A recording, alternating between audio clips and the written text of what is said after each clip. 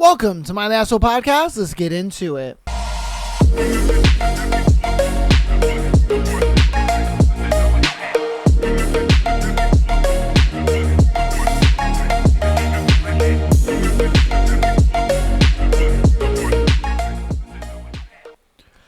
Welcome to my Asshole Podcast. What is today? Today is Thursday. It is Patreon Day. I mean, not Patreon, sorry. It is Haunting Adeline Day. Oh, man, I don't know why I got my days mixed up. I fucked up the air horn and everything. Hold on. Take 2/marker. What is today? Today is Haunting Adeline Day. There we go. Damn it, I fucked that one up. Oh, shit. It's all good. You know, we do it live. It is what it is, brother. Okay?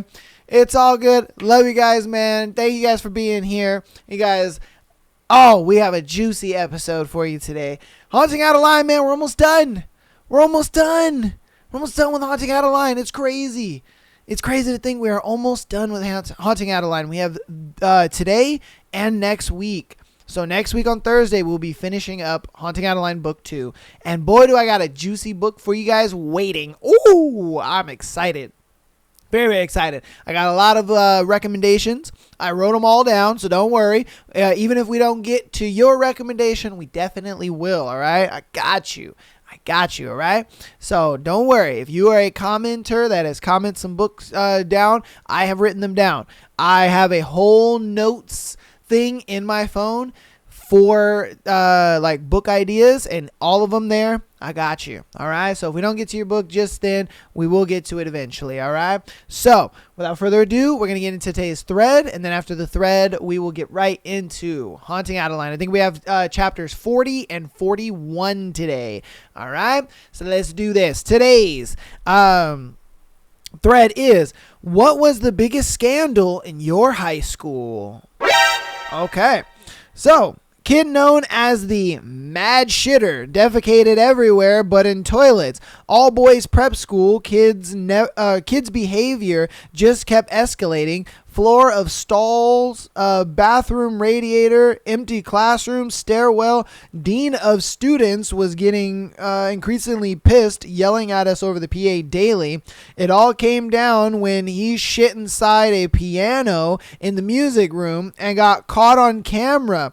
His rich parents donated a new grand piano and wasn't even expelled. That's crazy. My man was just doo-dooing all over the school. That's crazy. I wonder what made this kid do that.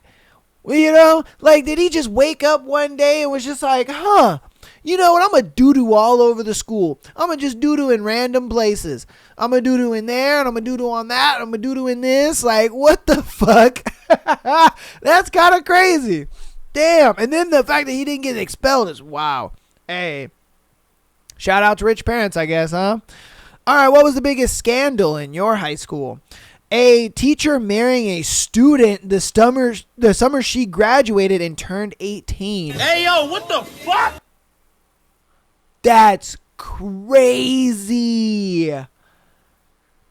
Yo, imagine marrying your student the moment she turned 18.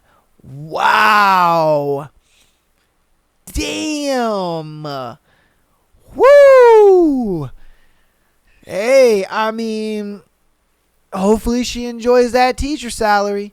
You know, hey, hopefully she enjoys that teacher salary. That's crazy. I wonder what would even make a girl want to, like, be with a teacher or even marry a teacher. You know, obviously boys, you know, we want to fuck our teachers. We don't want to marry them bitches, but we want to fuck them. But as far as, like, marrying him, that's wild. I mean, shit. He probably, you know what I mean? I can see it in the comments now. That nigga was grooming. Hey, I probably would agree with you. I ain't gonna lie. I probably would agree with you. That's wild. That's wild. All right, what was the biggest scandal in your high school? Not my high school, but my wife's. Every year, the final year students, equivalent to senior, I guess, this is New Zealand, would always organize a school prank. It was a tradition and usually petty, harmless, but one year they got some petrol gasoline and used it to draw an enormous cock on the soccer field. Petrol kills grass, so it's easily visible from the air, where the school principal saw it while flying into the city. What the fuck? What do you mean flying into the city?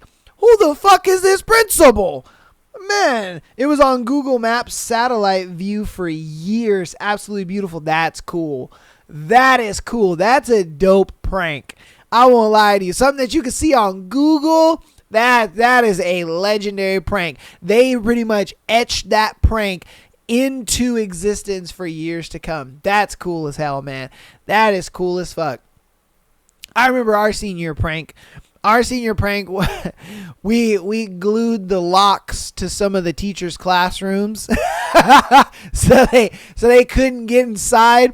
That shit was wild. They had to get like maintenance dudes to like a bunch of doors. It was wild because there was one teacher that was just like, what the fuck is going on? They're using their key and everything. They cannot get into the classroom. And so then the maintenance guy comes in. He's like, oh, what the fuck? There's like all this glue in here and blah, blah, blah, blah. He fixes the issue, right? Then the maintenance guy drives off. Then, not like 5 minutes later, another teacher's like, what the fuck? My lock won't work. Like, what is going on? Maintenance guy had to turn around, come back, and he's like, fuck, there's glue in this thing. The other teacher had the same problem. Dude thinks, okay, problem's fixed. We're good. Not 5 minutes later, another teacher.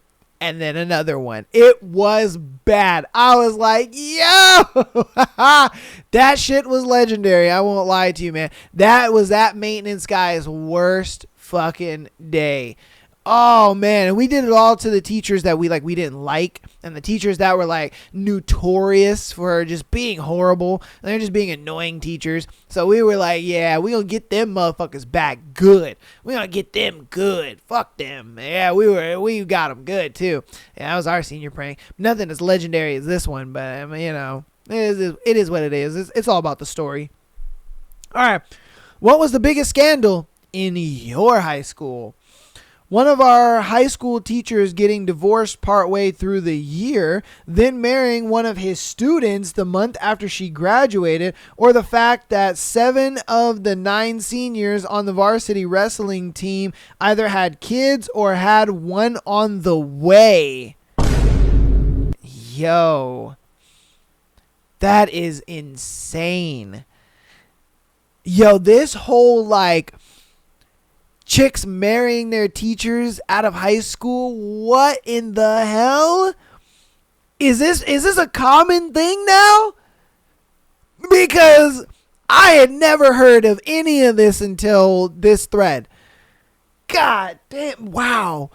I want to know where y'all live. What state y'all in? Because there's no way this is happening in like a metropolitan city, you know, like a Houston, Dallas, Los Angeles, Miami, Fort Lauderdale, New York, Philadelphia, like there's, you know, Atlanta. There's no way. This gotta be in like Kansas or Ohio or Wyoming, or, you know, like this has gotta be some like middle of nowhere backwater shit. There's no fucking way that there are girls marrying their teachers out of high school. That's wild. Damn. Oh shit. And then the whole like 7 of the 9 seniors having kids. Wow. I mean, I remember when I was in high school, you know, the senior year, we did have some pregnant chicks, definitely, you know. I didn't graduate with my class normally. I graduated with the summer school kids because I was stupid. And so when I graduated, like in July time, there was a girl that was in there that was pregnant. And it was crazy because like she was pregnant, but she was still letting dudes fuck her. And it was crazy. I was like, what the hell? And it was crazy because one of my homies at the time, he was like, hey, yo, man. He was like, you should get some. And I'm like, Nah, I'm good. And my thing is like, I would have, but she had the pregnant belly, and I was like, that's just weird to me. You know what I mean? And niggas were like, oh, no, you can nut in her and she ain't gonna get more pregnant. And I'm just like, yeah, I don't know, bro. Yeah, that should be wild, bro. That should be wild. And it's funny because her baby daddy, he graduated with like the normal class. He graduated, and then so he's over here thinking like, yeah, she's going to summer school, just trying to get her diploma. Nah, she was fucking. She was fucking. It was wild. All right. What was the biggest scandal in your high school? The son of the teachers OD'd on DXM one day and had to be removed via ambulance. He was out from the school for a bit, but then literally the first day he was back, he OD'd again and had to have an ambulance called again. Yo! This little nigga was just ODing. And that was the teacher's kid. That was the teacher's kid, mind you. They're like, yo, nigga, what kind of household you running? You just letting this kid just OD on shit. Whoa, man, that's crazy. That is crazy. Wow. Bruh. Damn. Absolutely crazy. Oh, my God. Like, get your shit together, man. Oh, I wonder what was making him OD. You know what I mean? Like, did he have a hard time, or was he getting like bullied because his dad was the teacher or something? Or his mom was the teacher. I don't know. I don't know if it was mom or dad. It could have been either or, but yeah, I think that's crazy. Sheesh. All right, on to our next one. What was the biggest scandal in your high school? A girl in my year level, her dad had a psychotic break, stabbed the mom, and carved a Z in her face. Then came to school looking for the girl. We went into lockdown. Hey, yo, what the fuck? That's crazy. Yo, imagine you're just like in class, and then I don't know, or like the principal or whoever comes over the PA, and they're like, oh, we're going into lockdown, something's going on school premises, this and that, and then they find out that it's your dad, and he's covered in blood with a knife, walking around the school trying to find you. Imagine trying to find you. Imagine. I'd be scared for my fucking life. And then think about it. Your mom is dead. Your dad is about to either die or go to jail for life, mind you, because that's easily first degree murder. He gonna get 25 to life. There's no fucking way. Probably with no possible parole. I mean, he might be able to plead insanity and get the 20 years, but I don't know. You know what I mean? Because she did say it was a psychotic break, so they could plead insanity and only give him 20 years. But if I'm being straight, that's crazy. That's crazy. That is absolutely crazy. Being in that kid's shoes, oh my God. Oh, yeah, dude. Fuck. Damn. All right, what was the biggest scandal in your high school? The president of the Moms Against Drunk Drivers and Dare was arrested for DUI. Ain't that some shit? That's crazy. She's over here telling people, don't drink and drive. Drugs are for bad people. No bullying. This bitch out here drunk driving. That's wild, bruh. That is crazy.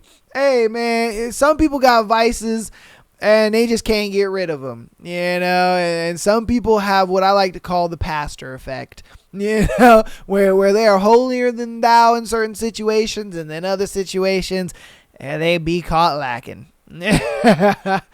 Oh, man. All right, what was the biggest scandal in your high school? All right. There were several, but my favorite was my freshman year. The senior class prank was somehow they broke into the school overnight and covered all the floors with cooking oil. When I got to school that day, everyone was outside waiting and no one knew exactly what was going on.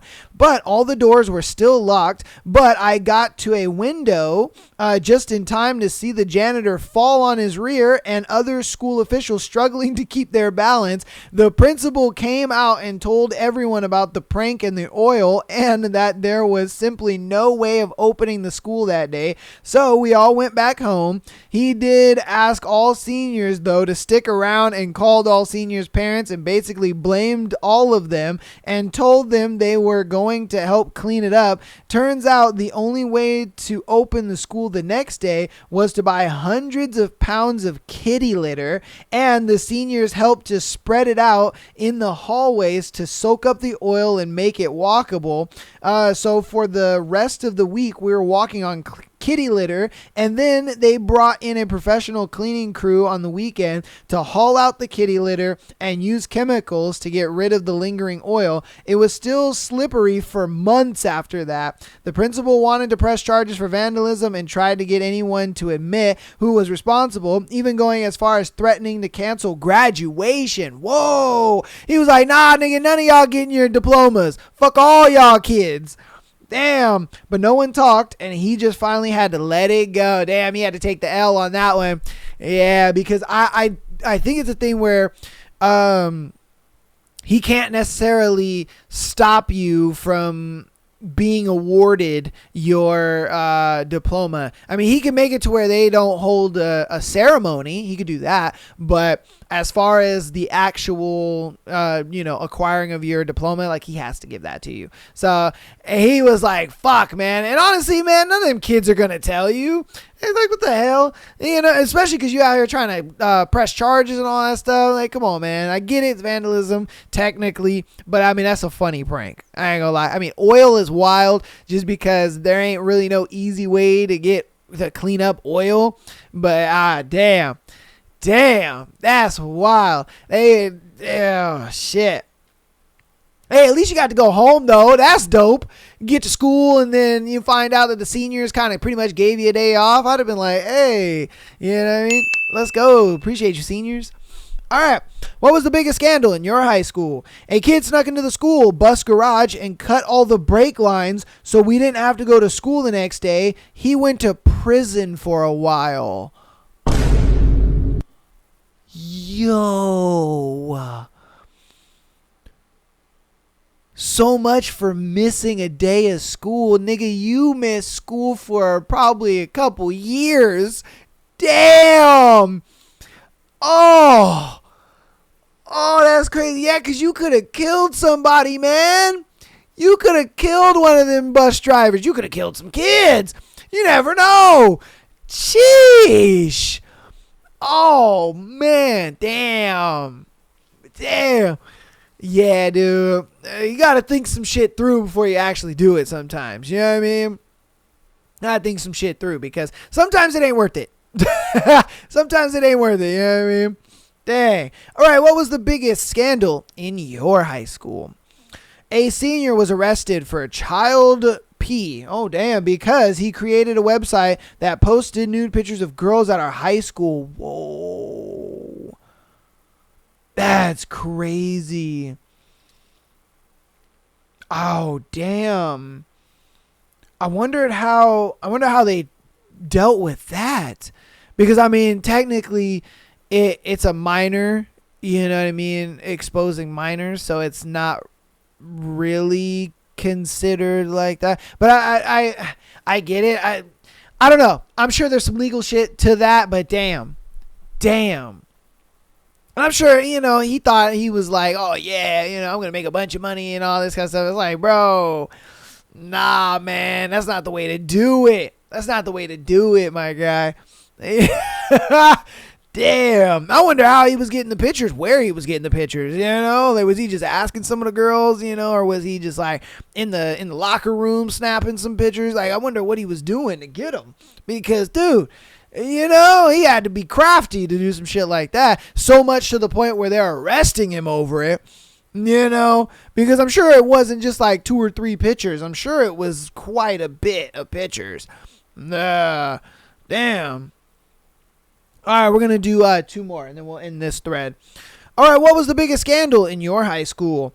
English teacher was somehow passing a girl who only showed up for 30% of classes. Nothing was said aloud, but then they caught her leaving in his car one day. So you can imagine what was going on. He was fired. The parents pulled the girl from the school, and we never saw her again. Can't even find her on socials. Woo!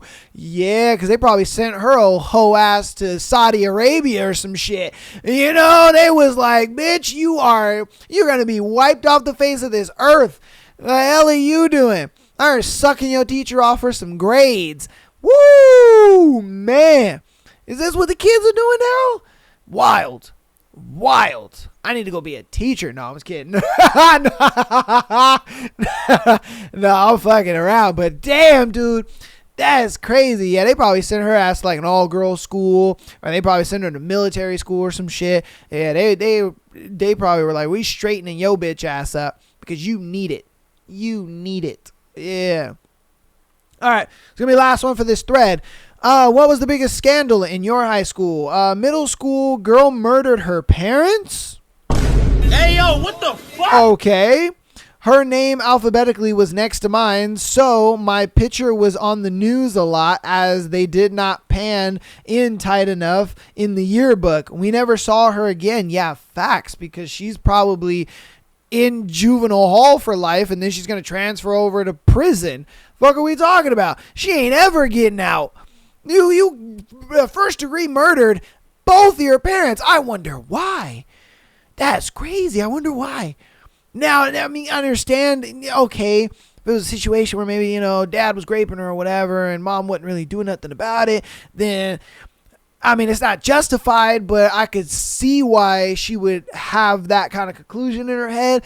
But at the same time, it's like, yo, you know what I mean? It's like, killing him is kind of crazy. Shit. And think about it. Like going to school with somebody like that, like, damn, imagine you're like, bro, I sat next to that girl. You know what I mean? I sat next to that girl. Or even if you were friends with her, like, yo, I was friends with that girl. Like, I knew her. Like, she could have easily killed me. Bro. Woo! Yeah, man. Yeah. That's going to be the end of that thread, man. I hope you guys enjoyed that thread. Woo, that was juicy. Oh, my God, that was juicy. From the teachers marrying their students as soon as they turn 18 to the, students killing their parents to the parents killing their mom and then being on campus looking for their child to murder next. Like, woo, it's crazy. Man. All right. But that's going to be that thread. I'm going to hop through announcements quickly, and we'll get you on to the book for chapters 40 and 41. All right? So patreon.com/Am I the Asshole Podcast. Get that exclusive episode every single Friday, as well as being able to send in your scenario to be featured on the Tuesday and Sunday shows. All right? Appreciate all the support you guys have been showing. You guys have been doing amazing support, and I love it so much. If you're on audio listening platforms, please keep downloading the podcast as well as rating us 5 stars. Helps out a lot, and I do appreciate it so much from the bottom of my heart. And guess what? Downloading and rating us 5 stars is free, baby. And if you want to help out even more on the free 99 side of things, go ahead and follow us on TikTok, Instagram, as well as YouTube. All right, like the video, subscribe, do all that good stuff, and I appreciate you so much. All right. Every Monday, we go live, 5 p.m. So if you ever want to catch a live stream, Monday, 5 p.m. Pacific Standard Time, okay? That's when I go live. So you can check me out on TikTok. Not TikTok. You can catch me on YouTube, Twitch, and Kick, okay? I have all the links down in the description, so if you would like, you can click on the link, follow me there, and when I'm live, it should give you a notification. If you want to watch on YouTube, you can watch on YouTube. It's all good. I have all my chats linked up, and they'll all show up so I can read you guys' chats and all that good stuff. And just get in there, talk to me. We can have some conversation. So, you know what I mean? Whatever you want to talk about while I'm playing the game, or, you know, we can just chat if you want to do that. I've done it on previous live streams. We've just had, you know, people come in and they just want to just chat and hang out and do whatever. You know what I mean? It's for you to ask me whatever you want to ask me, talk to me, and, you know, get to know me. I'm an open book. I don't mind if you want to come in there and just talk some shit. You can do that too. I've had people come in and just talk some shit, and it is what it is. All right. So get on in there. Like I said, we go live every Monday, 5 p.m. Sometimes I go live on Friday at the same time, 5 p.m. So, I will get better at like notifying you guys. I'll probably put up a community post, or I will go ahead and do like a story on Instagram or something like that. So that way you guys know that I'm live. I need to get better at doing that. I do apologize. I'm not good at doing that stuff. So I will try to get better at maybe notifying you guys. But again, I try to notify you guys on the episodes as well, just because it's easier to do that. You're already here. You're already watching. So again, Monday, 5 p.m.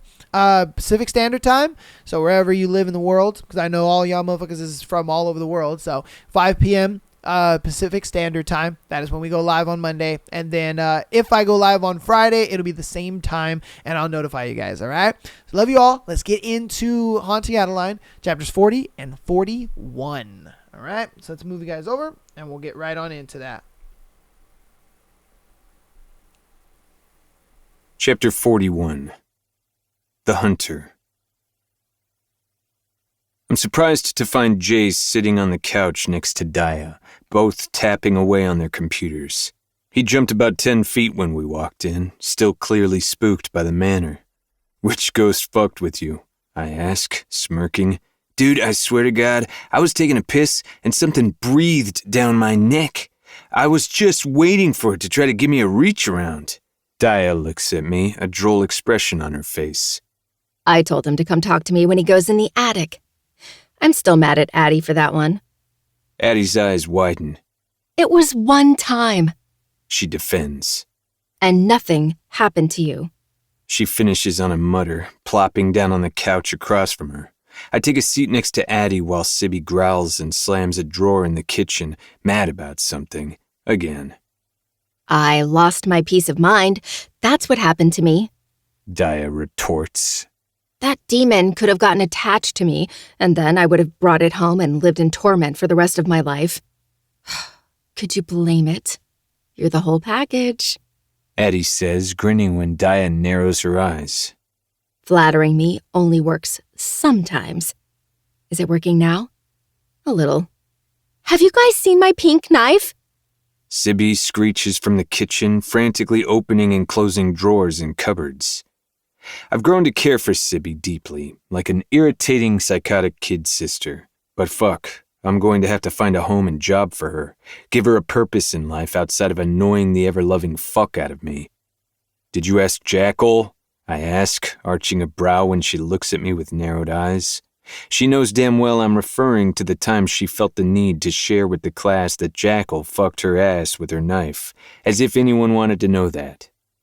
He only used it on me that one time, and I think I'd remember getting a knife shoved up my... Maybe you dropped it somewhere in your room? Addie cuts in urgently. She huffs. I already checked there, but I'll look again. She mutters, trudging towards the stairs with a frown.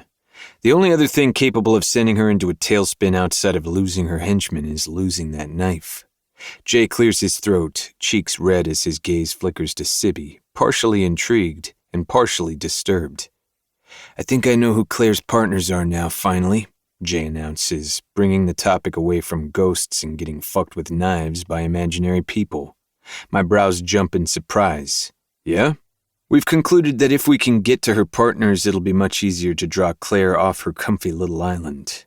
I'm ready to say fuck it and bomb it. I could get a hold of the resources, but it'd take too long, and as tempted as I am to gather as many people as I can in the Z organization and invade her island, she has a small army there, and I'm not willing to sacrifice so many valuable lives for the bitch. Not when I can sacrifice the lives of her partners instead. As you know, she's been communicating with 2 sources, but their IP addresses were untraceable, and the identities hidden. But sending the drone out was successful, and I just got intel that she booked a flight for those same two people to visit her. Their names were on the flight log, he tells me, pulling up the information and twirling his laptop to show me. Gary Lawson and Jeffrey Shelton. They're both lobbyists. Dia chips in. Fitting, I murmur, looking over the pictures of the two men on Jay's screen. Typical creepy-looking old men who get hard-ons for little children and making Americans as miserable as possible while living lavishly. When are the flights? Jay grins, his hazel eyes blazing with excitement. Tomorrow. They're departing from a private airport in Los Angeles. I turn to Addie and notice a tiny twig sticking from her hair, along with pieces of bark, dirt, and a small leaf. There are also small blood spots that are beginning to soak through her blue t-shirt, though she's trying her best to conceal them. Worst of all, there's already a deep bruise forming around her throat, and I'd be a goddamn liar if I said that didn't make my dick hard all over again. It takes effort to bite back my smile. She looks thoroughly ravaged, and she's attempting to appear as if she hadn't been. Glancing at me, she shoots me a look that says, "Shut up or else." The grin begins to slip through. Such a scary little mouse. But just this once, I'll listen. Which is really hard to do when Dia is staring at her too, brows raised. Addie just thins her lips, and I have a feeling they'll be discussing in detail just how intimate she became with what nature has to offer. That gives us just enough time to intercept their flight. Addie cocks her head to the side, curious. What are you planning on doing exactly? Now I let the grin loose, the savagery bleeding through. I know exactly how we're going to make her come to us. Her brows knit in curiosity. Which is how exactly? I train my gaze on Jay, and though he looks just as curious, he also looks wary. Shithead never approves of my plans, which is stupid. They're awesome. Gary Lawson and Jeffrey Shelton are going to get in a confrontation with Z, and guess who loses? Them? Addie guesses confidently. No, baby. Me. Addie bounces on her toes, nervous energy radiating from her in waves. She's been restless since we had arrived at the airport a couple of hours ago. We flew to LA as quickly as we could, just to give us time to plan and prepare.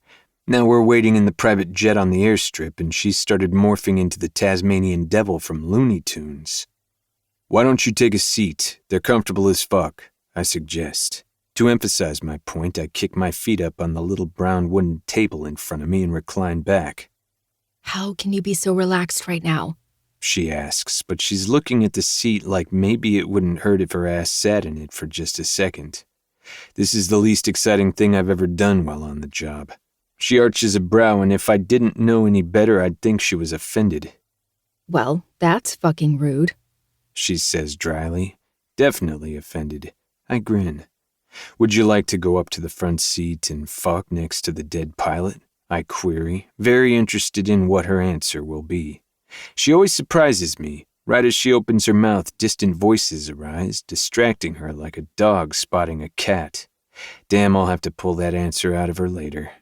The voices draw nearer, and she instantly stands, rolling her shoulders to release the tension lining them. She hasn't gotten accustomed to going on missions yet, and her anxiety persists despite her being able to fight. There are some days she gets through my defenses even and knocks me on my ass, but the way she looks right now, it's as if she's about to appear before a judge and get sentenced to life or some shit. Don't underestimate yourself, Adeline. I draw lazily, my muscles languid and relaxed. They usually are when blood is about to spill all over my hands. I'm not. She defends. They're old, saggy men. They're security guards. Are my men, I finish. Addie's mouth forms an O. You sneaky dog, she whispers, a smile tipping up her plump lips. Those caramel orbs stare at me with an amused glint. We both quiet as the two men and their respective guards approach the steps and start climbing, the metal ringing beneath their weight. She's going to have to come back to the States eventually, one of them mutters, sounding irritated. The first person that breaches the entryway is Michael, and I almost laugh when he slides his gun from his holster and points it at me. Jeff and Gary follow behind. with another one of my men, Baron, taking up the back. "What is going on here?" Gary exclaims, the two old men pausing and backing up the moment they spot us. I lift a hand in a hello gesture. "I've come to turn myself in, Gary. Why else would I be here?" "Turn yours? What on earth are you talking about? Who are you?" "Ah, terribly sorry," I say, grinning. I reach over to the seat beside me, grab my mask, and hold it over my face. "How about now?" It's comical how quickly they pale, and their eyes widen, recognizing my mask from my television appearance. Tossing it to the side, I tease. "Do you like my presentation? I was really nervous." Gary sputters, unsure how to respond. I stand and they immediately back away, two bumbling idiots that bump into Baron in an attempt to create distance, but the mercenary is like a brick wall.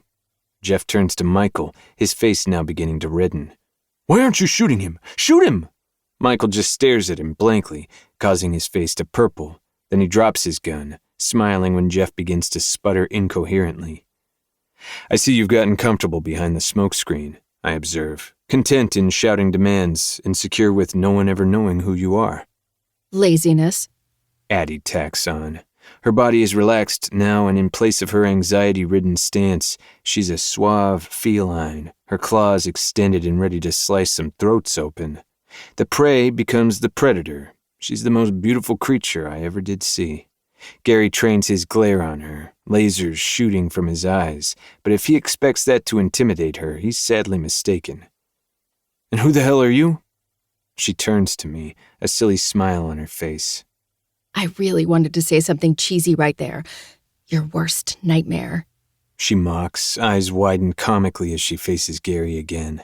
He snarls at her, clearly unamused. I, on the other hand, am smiling like an idiot. She waves a hand casually. No, really. I'm the diamond you all are so fond of. I'm kind of offended that you don't recognize me, especially because you guys are on my ass so damn much. Jeff's face drops, clarity surfacing now that he realizes who she is. Obviously, it was Claire's brilliant idea to go after my parents, but did either of you have anything to do with that too? Addie asks, a darkness slithering over her features. Gone is the light-hearted humor. Gary can't even hide the sick triumph on his face. Addie catches the look immediately, and without saying anything further, she raises her gun and shoots him directly in the kneecap, face blank. The old man's eyes pop, and he instantly collapses in a fit of screams and blood. Jeff bumps into Baron again, sweat gleaming from his receding hairline as he stares down at his partner with an ashen complexion. "You fucking bitch!" Gary exclaims. Anger licks at my nerves, so I shoot his other knee, eliciting another pained scream from his throat. Michael and Baron shake their heads, staring at the pair like they're the dumbest people alive. I'd have to agree. "Now we're going to have to carry you out, Gary.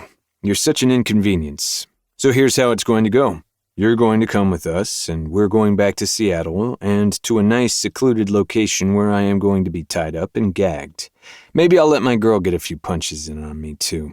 Addie here will be tied up as well, but no one is touching her." Even in his state, Gary looks up at me with incredulity. "Then you're going to call Claire and let her know that you've captured Z and the diamond.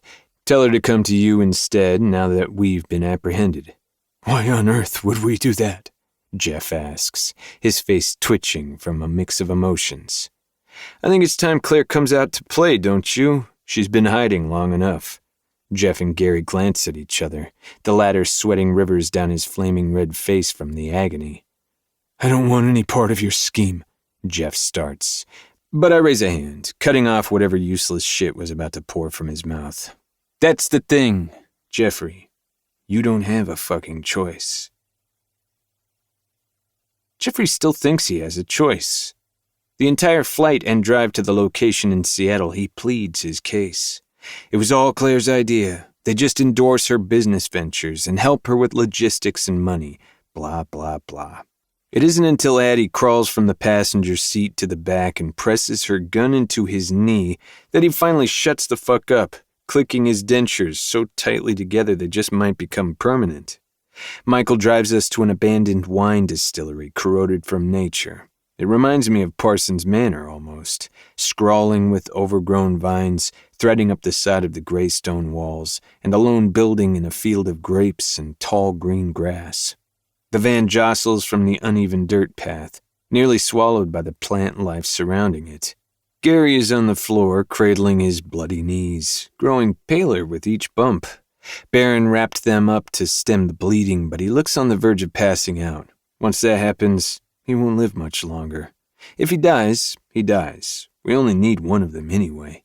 Michael parks the van outside the building and jumps out, going ahead of us to break down the boarded doors while Barron helps me carry Gary's useless body out of the van.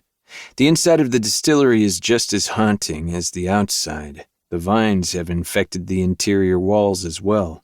Weeds poke through the cracked foundation, their own stems stretching across the floor.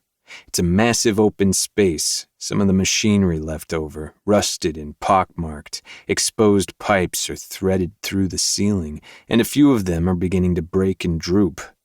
I drag Gary off to the side and position him directly under a hanging pipe, letting Jesus decide if he wants to send that heavy piece of metal crashing down on his head. If he pisses me off enough, I might even shoot it down myself. I drop him unkindly, ignoring his curses, while Barron escorts Jeff inside, having him stand beside his crippled partner. Addie's carrying 3 metal chairs in, with several ropes wrapped around her arms. I'd offer to help, but she'd have my balls for it. I'd gladly hand them over anyway. She's grown into her strength and independence so much since she survived trafficking, and there are times my chest physically aches from both pride and the need to fuck her. She glances at me, a carnal smile on her face as she sets the chairs down and opens them up. I stalk toward her, delighting in the way her little body tightens with need. A black and blue ring stains her throat, and every time I see it, the beast trapped in my ribcage thrashes. If I didn't know any better, I'd think you're excited to hurt me, I murmur, desire flaring as I watch her round hips sway. You'll be the helpless little kitty cat. She coos, grinning wider when I give her a dark look. Will you still think so when you're trapped between my teeth? I grab her by the throat and bring her in close, her caramel eyes dilating with lust. I brush my lips across the side of her mouth, drawing out a shuddered exhale. I was only ever helpless when I fell in love with you, and you may hold all the power over me, little mouse, but I've never been defenseless. Don't mistake my lack of control for weakness. All the ways I've hurt you have always been intentional. She bites back a smile right before her fist rears back and lands directly in the side of my cheek. My vision blackens for a brief moment, and then my equilibrium teeters as she spins me around and pushes me back into the metal chair.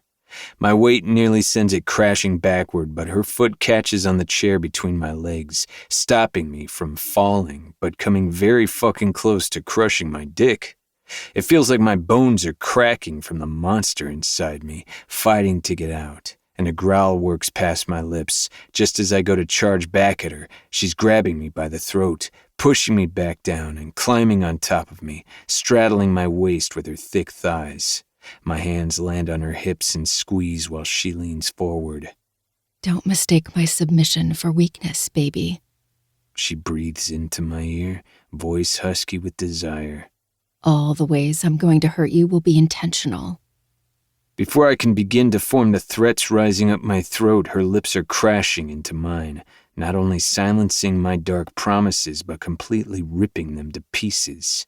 Her mouth moves over mine savagely, and I'm lost to the way she commands me. I could flip her so effortlessly, but I fucking love bowing to the dark little goddess. Grabbing my hands, she forces them behind the chair, clamping them together. A sharp pain pierces my bottom lip, her teeth sinking into the tender flesh and drawing blood. Before I can snap back, she pulls away and looks over my face with pride. It's only then I notice the rope is tightly secured around my wrists. If I wasn't seconds away from ripping her throat out and fucking her blind, I'd be impressed. Black eye and a bloody lip. I think that's enough kicking your ass for now. She firmly slaps my cheek in a good job, sport type of way before lifting off of me and settling in the chair beside me. All I can do is stare at her and fantasize about the ways I'm going to punish her for that later. But just as well my cock is harder than granite because that was probably one of the hottest things I've ever experienced in my life. Every time I think I've never been harder, she goes and proves me wrong. Sensing my insidious thoughts, she rolls her shoulders, feigning boredom. Addie has always been a runner, especially from the truth. "If you're done with your foreplay, let's finish this, yeah?" Michael says, standing next to a red-faced Jeff with his arms crossed and a bored look on his face as well. The punk is also a liar and probably adjusted himself while I was distracted. Gary is still groaning on the floor, and Jeff shifts uncomfortably next to him, eyes bouncing everywhere else, avoiding my stare. Taking a deep breath, I try to focus back on the situation. Doesn't look like we hit the femoral arteries, so he's going to have a very slow death. We'll let him suffer there in the corner for now. Michael nods and grabs Jeff by the arm and hauls him in front of us. Tie me up, Baron, Addie says to my mercenary, who's been leaning against the wall to my right. She's smirking because she knows damn well how suggestive that sounded. "Are you trying to get me killed?" Baron asks, his deep baritone voice pitching higher. Addie rolls her eyes. I won't let him kill you. She shouldn't be so sure about that, but I keep my mouth shut and my stare sharp when he gives in, knowing that him or Michael are the only options to tie her up, considering she already bound my hands. Baron makes quick work of the rope, stepping away before I can find a reason to cut his hands off. Who am I kidding? I don't need a reason. Michael turns to Jeff. "Give me your phone," he demands, then rudely snatches the device from the old man's hand, the second he pulls it from his pocket. "All right, kids. Look like your asses just got kicked by two old men that throw their backs out just from lifting their small dicks to piss."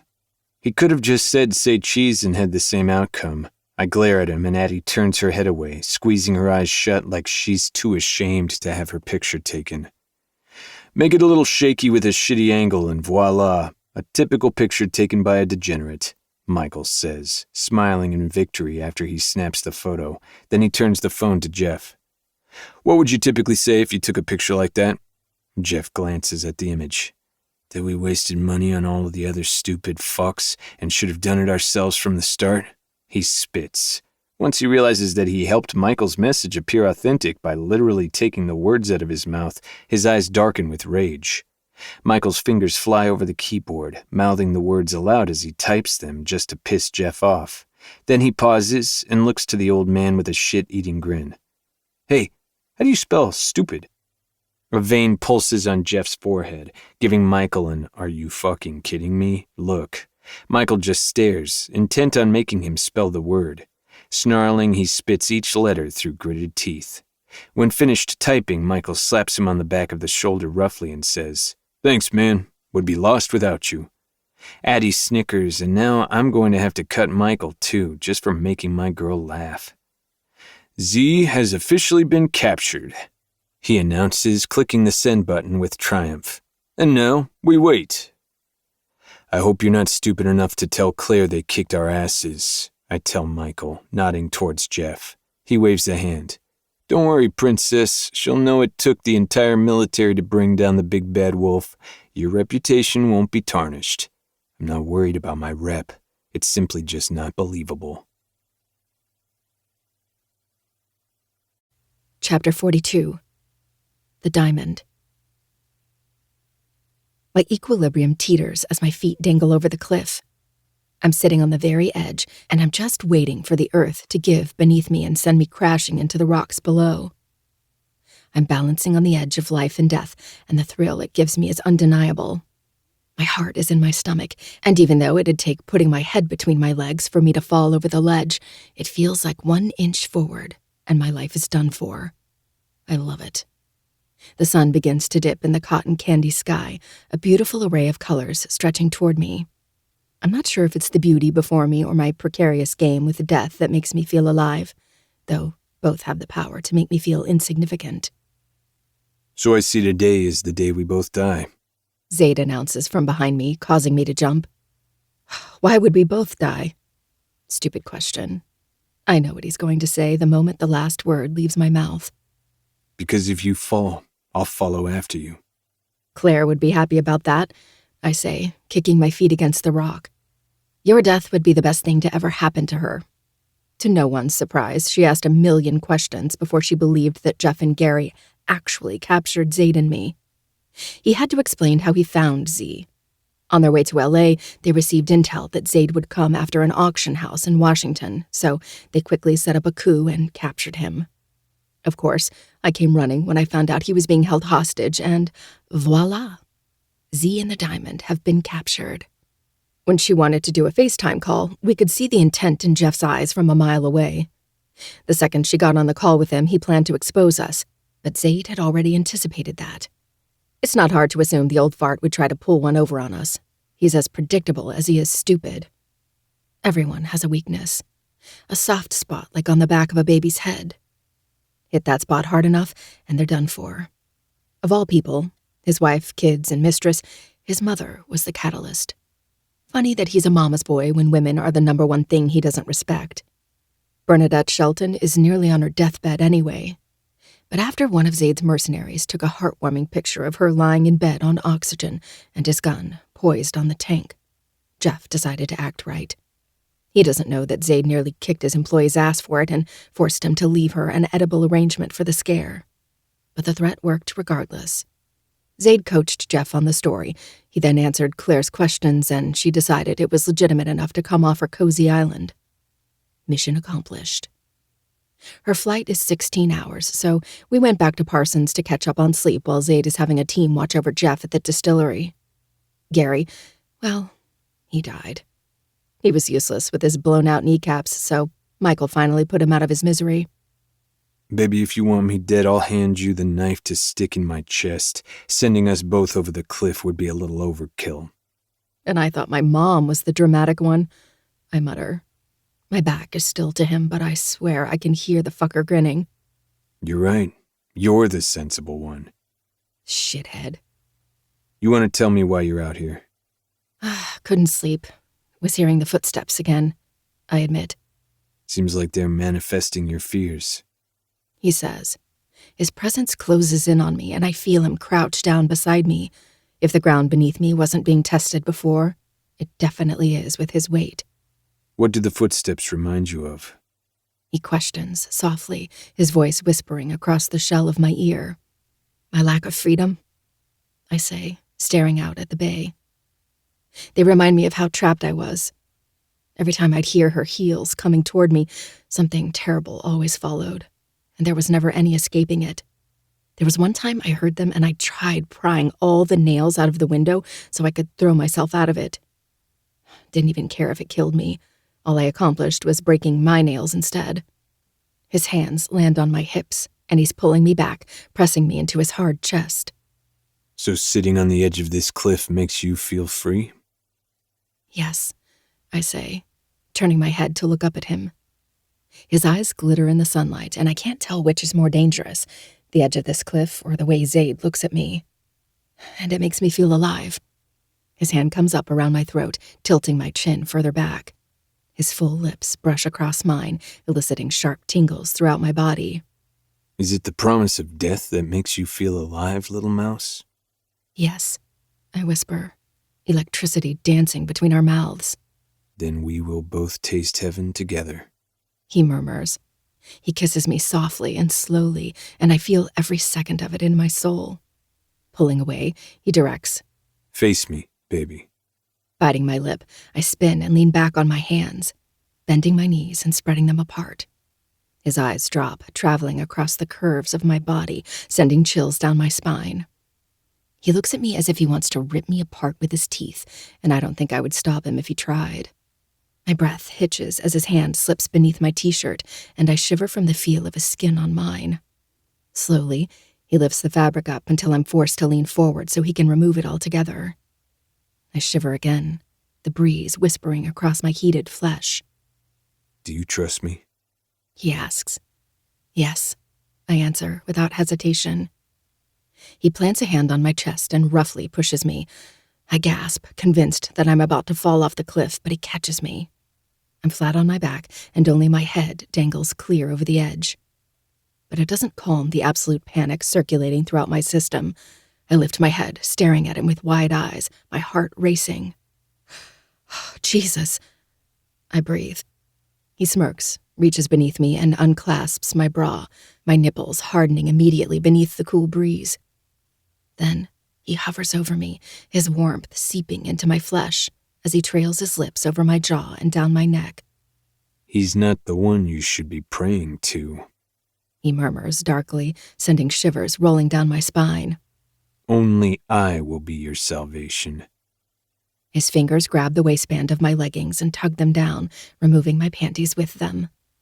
It's warm and muggy outside, but a whole week of rain has put a cool mist in the air, causing my skin to break out in goosebumps. Head back, He orders. Swallowing nervously, I do as he says, and I'm overwhelmed by both vertigo and fear. The adrenaline in my system becomes more potent, and my heart pounds erratically. His lips whisper across my chest, over the swells of my breasts and to my nipples.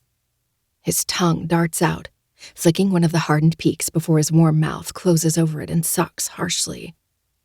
I moan and arch into him, the movement causing my head to slide farther down, and I nearly jump out of my skin.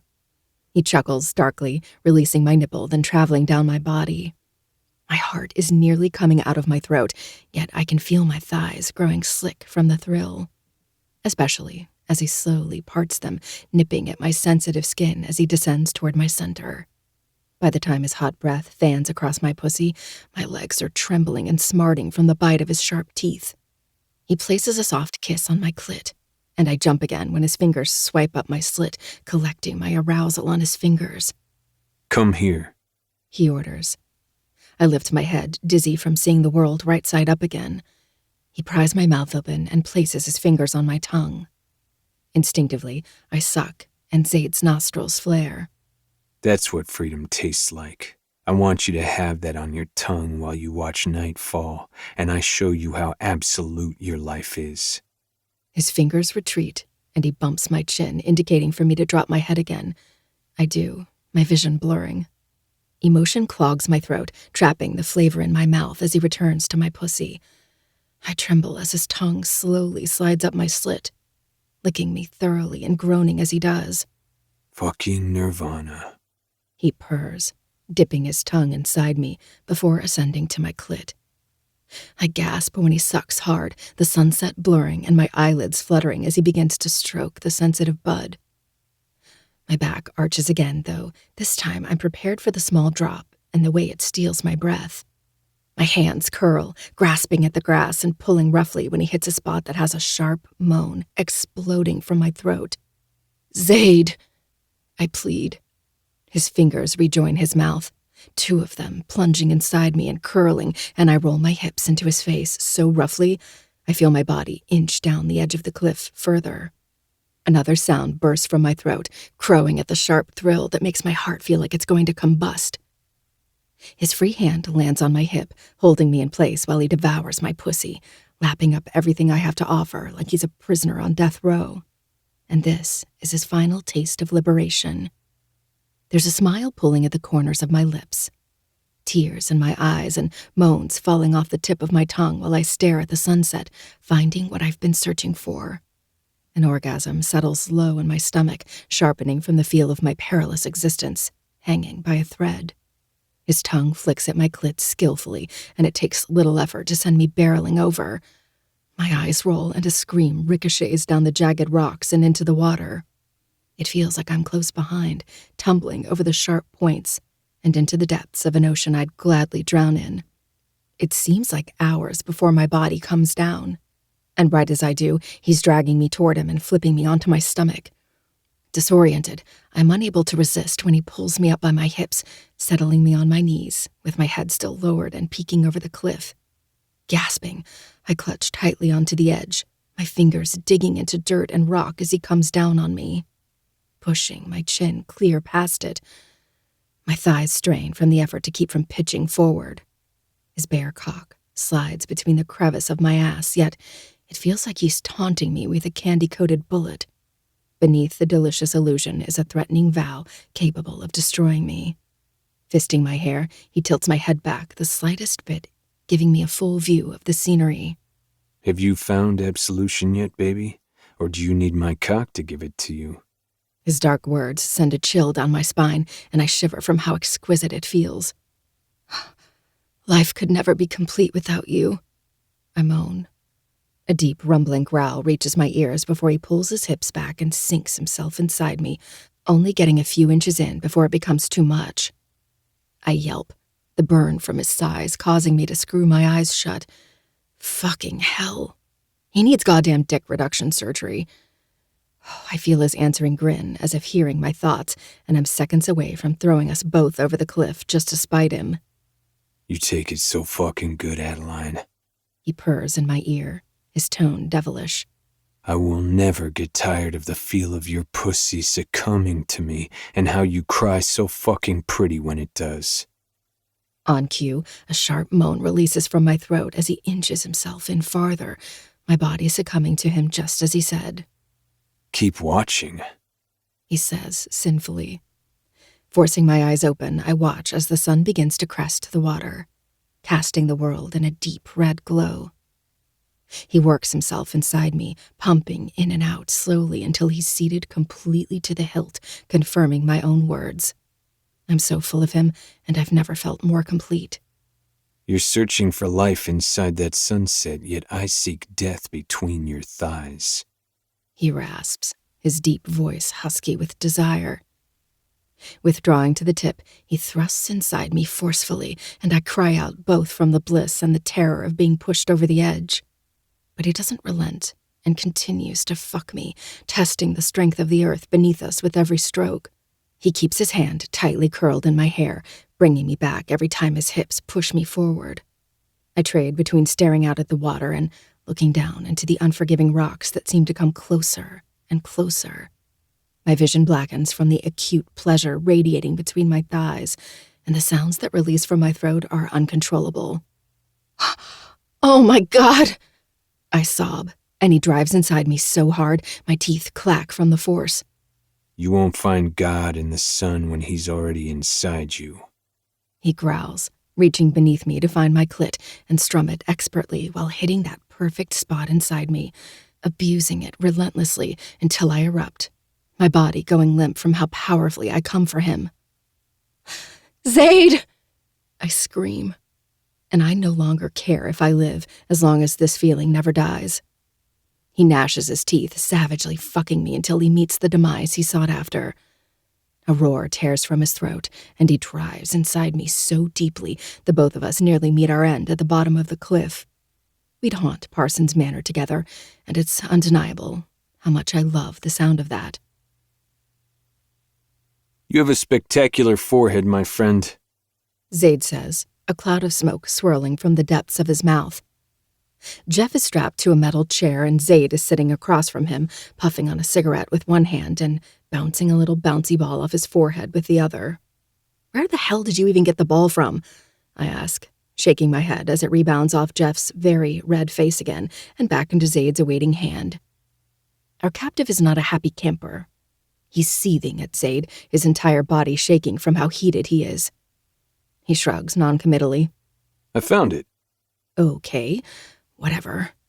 The sound of tires crunching through dirt and blades of grass distracts me, and my heart drops with both adrenaline and anticipation. Claire's here, I announce. Zaid only bounces the ball again in response, his posture relaxed as always. There are at least 50 men surrounding the area, all hidden from sight. If shit goes awry, we have plenty of backup. Jay, she got a battalion with her? Zaid asks him. The Bluetooth chip in his ear, as always. He'll probably die with it in there. 3? Someone's a nervous Nelly.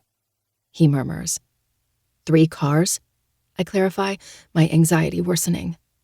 Sweat forms on my hairline, and I can't tell if I'm nervous there's going to be a full-blown shootout or if I'm nervous to see Claire.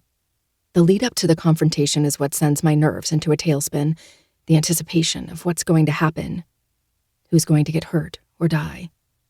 Yet, in the midst of the chaos, I find peace, as if I'm standing in the eye of a hurricane.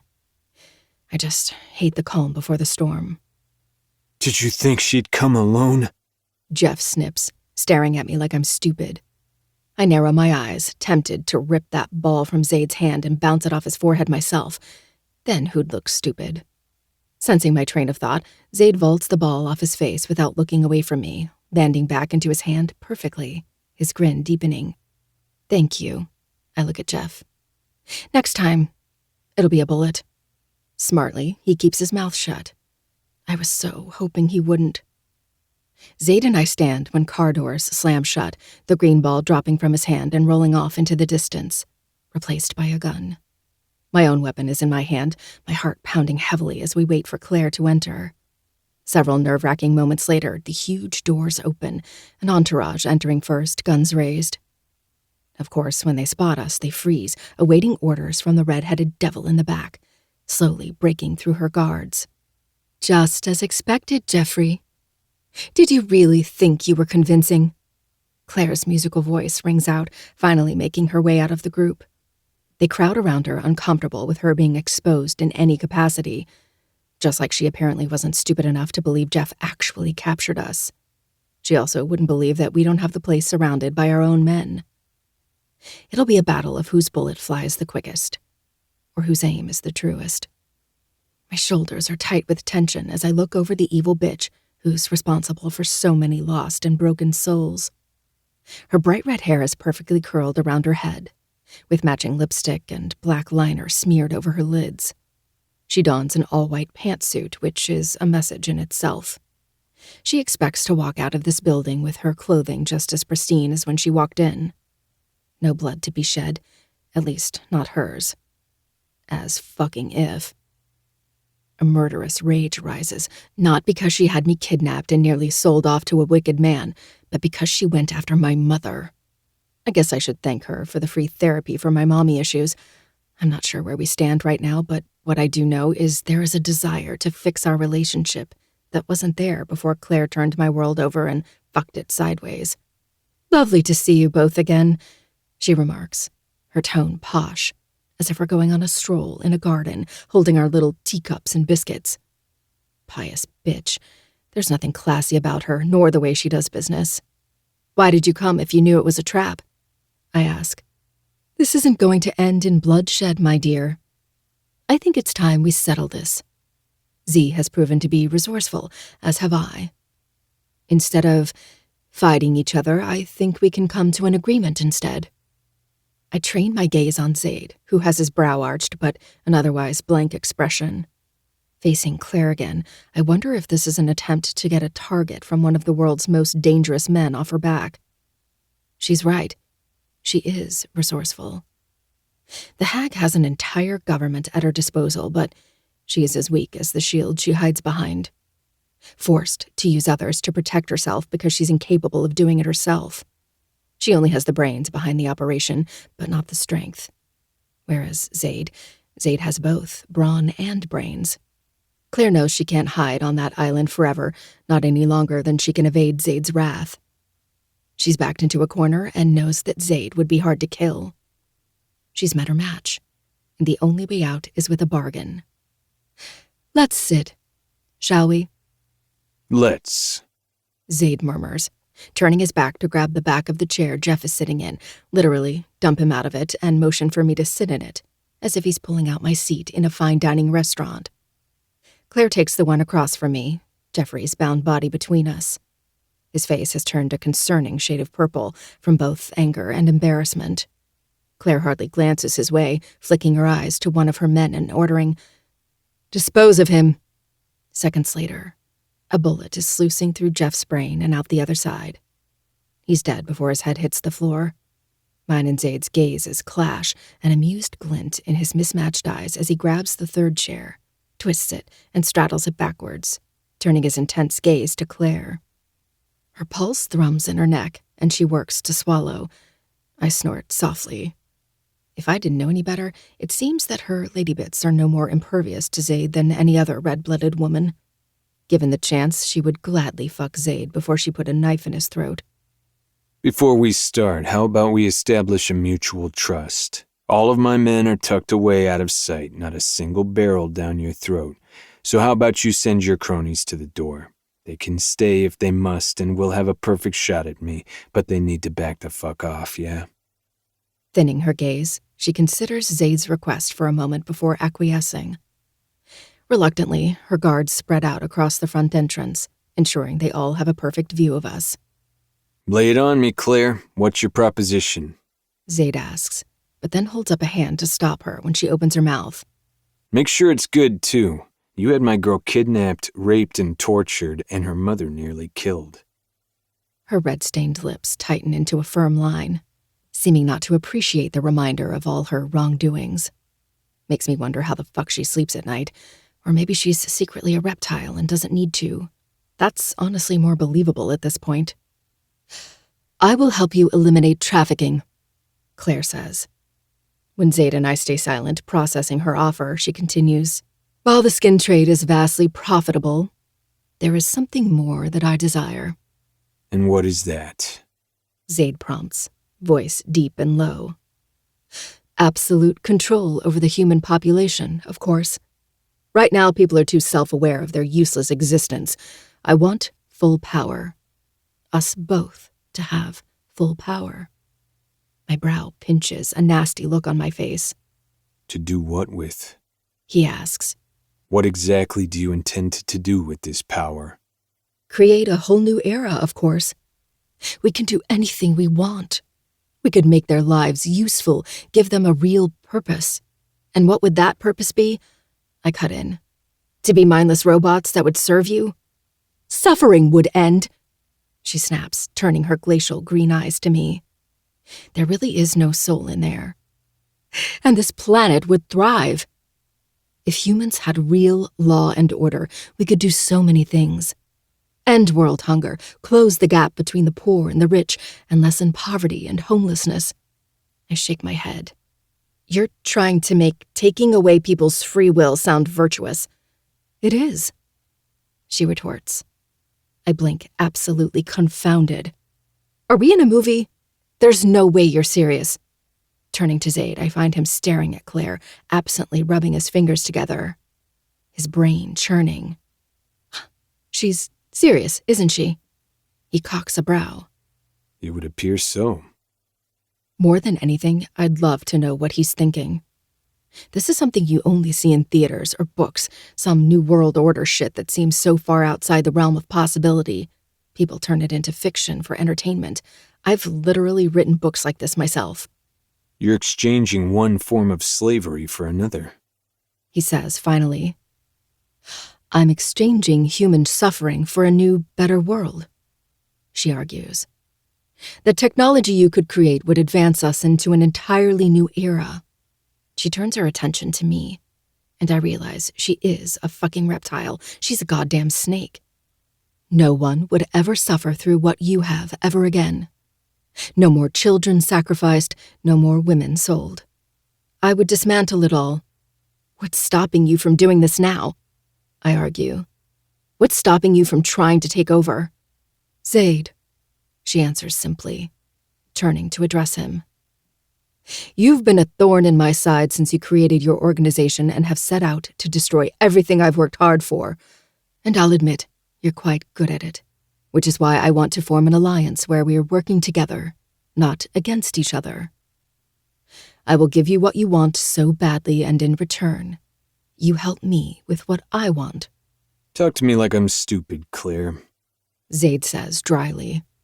You want me to stop exposing the government. No, you want more than that. You want me to create some type of technology to implant in people's brains and make them actual robots? Make it to where they have no fight? She raises her brows, a smile forming. Now there's an idea. I can create a new world with laws and consequences for breaking them. Your technology could advance us and make it easier to enforce these laws.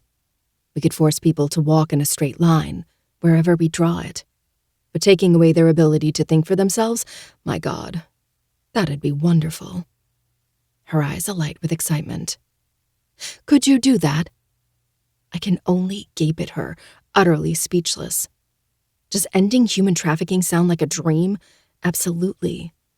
But in exchange for some fantastical idea to rip away people's free will and turn them into zombies. I'm not even sure what exactly she'd do with them all, but I don't care to know. I want the same thing Zaid has always wanted, to eradicate the skin trade. But that desire has never come with unrealistic expectations. Technology can do anything. Its only limitation is its creator. Zaid says. She grins, and I see something twinkle in her eye that she's stolen from so many. From me. Hope. But it doesn't belong to her. It belongs to the souls she's responsible for breaking. You see? We can do anything, she breathes. I believe you have no limitations. Zaid's stare darkens and the tightness in my chest eases. You're right, Claire. I don't. She completely misinterprets his meaning, because her smile only widens, too blinded by the possibilities to see what's lying in wait. You already have power, I remind her. You're a shadow government that controls the entire country, more so now with your partners dead. That's not enough for you? Now you want world domination? She leans forward, baring her teeth as she hisses. Maybe your puny brain isn't... You know what your problem is? Zaid cuts in. You don't know the first fucking thing about forming an alliance. Do you really think insulting her is going to get you anywhere? Zaid stands, and though I can see Claire fighting with herself, she forces her spine straight. Her bodyguards take aim, but Zaid moves as if he's encased in bulletproof armor. My heart picks up speed, adrenaline surfacing because the bozo does not, in fact, have on bulletproof armor, and if one bullet comes anywhere near him, I'm going to fucking lose it. Belittling those who support you isn't smart. Haven't you read the history books? Using fear to demand respect is a fragile construct. It doesn't last because no one can trust you, and the first opportunity they have to betray you, they take. Z isn't built on fear, Claire. It's built on the mutual desire to kill people like you. And you know what? My organization trusts me to do that. Her eyes widen, sensing the incoming doom before it happens. A line of bombs is planted along the front of the distillery, right below where Claire's men are standing. In seconds, the explosives detonate, creating a deafening blast. The force of the explosion sends us back a step or two, and I cover my face as debris flies around us. We made sure the bomb wasn't so powerful that it'd send the building crashing down around us, but enough to blow someone, or someones, to pieces. A few of her guards who were standing on the outskirts wriggle, missing limbs but still alive and set on going out in a blaze of glory. They're shot dead before they can lift their guns towards Zaid and me. His team behind us and hiding in the depths of the distillery. Zaid seizes Claire by the throat and lifts her in the air, a snarl overtaking his face. Her eyes bulge as fire rages behind her, washing her in the very glow her soul will forever be consumed in. You sent my world crashing down around me just like this, remember? Setting off bombs and then taking Addie from me? How does it feel, Claire? To have come so close to succeeding, only for your soul to be ripped away instead. She kicks her legs desperately, trying and failing to gain some type of footing to relieve the chokehold Zaid has her in. Clawing his skin, she leaves trails as red as the paint on her nails. Would you like to do the honors, baby? He asks, looking over his shoulder at me with eyes as bright as the fire before us. Something deep and carnal flickers in my stomach, and I can't deny the excitement thrumming in my bloodstream any more than Zaid can. Yes, I smile, approaching the pair. He readjusts, gripping Claire by the nape and holding her in place, despite her desperate efforts to get away. Clutching my black and purple knife tightly, I lift it to her throat, pressing until blood sprouts beneath the blade. This woman is responsible for every one of my demons. I was fairly normal before the society laid eyes on me. And while fear and adrenaline always did something inexplicable to me, the thought of murdering someone was repulsive. It was something I rallied against when Zaid came into my life, and even when I fell in love with him. It was something that I hadn't fully accepted yet. And now look. She's faced with her own creation, an angel of death with a knife to her throat and intoxicated by the sight of her blood. Please, she begs shrilly. We can work something out.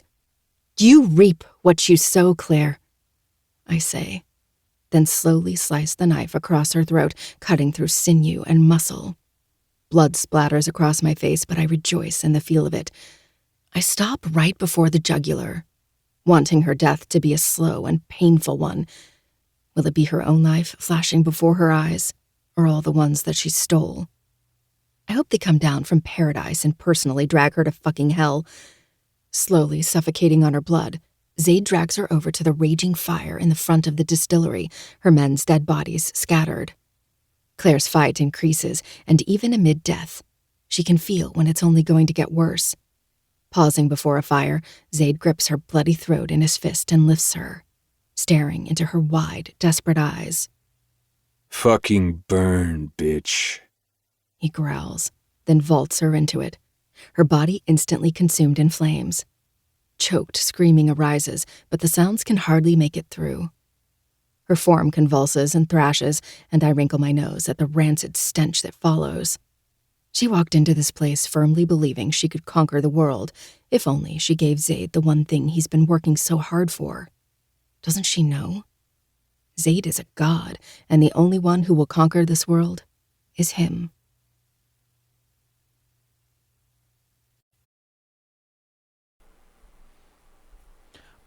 Okay.